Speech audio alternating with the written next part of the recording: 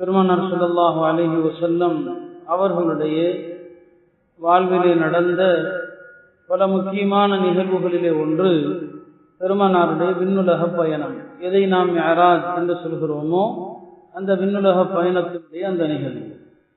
மிஅராஜை குறித்து பல சந்தர்ப்பங்களிலே பல வருடங்களில் தொடர்ந்து உங்களுக்கு நான் விரிவாக சொல்லியிருக்கிறேன். ஒவ்வொரு ஆண்டுமே மிஅராஜ் குறித்து எல்லா தகவல்களையும் விடுபடாத அளவிற்கு விரிவாகவே சொல்லியிருக்கிறேன். ஆனாலும் கூட ஆண்டுதோறும் ஒவ்வொரு வருடமும் அதை திருப்பி திருப்பி சொல்வதனுடைய நோக்கம் என்ன என்று சொன்னால், 3 காரணங்களுக்காக இந்த மிஅராஜுடைய இந்த தினத்தை ஒட்டி இந்த வரலாறு மீண்டும் நமக்கு நினைவுபடுத்தப்படுகிறது. 3 காரணங்களுக்காக. முதல் காரணம் என்ன? ஒன்று, இது பெருமானாருடைய வாழ்க்கையிலே நடந்த ஒரு வரலாறு.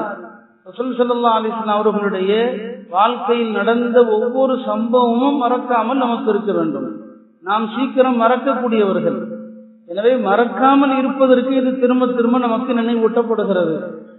குர்ஆனிலேயும் அல்லாஹ் தஆலா இந்த மிஅராஜ் குறித்து பல வசனங்களிலே அல்லாஹ் குறிப்பிடுகிறான். திருக்குர்ஆனுடைய 15வது ஜுஸுனுடைய ஆரம்ப வசனத்திலே அல்லாஹ் இந்த பயணத்தை குறித்து சொல்கிறான். சுப்ஹானல்லதி அஸ்ரா பிஅப்திஹி லைலம் மினல் மஸ்ஜிதில் ஹராம் இலல் மஸ்ஜிதில் அக்ஸா.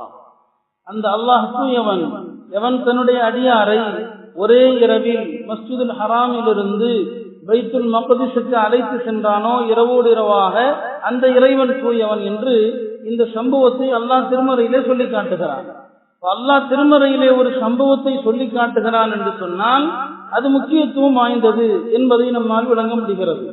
மேலும் இன்னொரு ஆயத்திலே அல்லாஹ் தஆலா இந்த மிஅராஜ் பயணத்தை குறித்து அல்லாஹ் சொல்லும்போது சொல்வான், வமா ஜஅல்னா ருயல்லதி அரைனாக இல்லா ஃபித்னத்தல் லின்னாஸ்.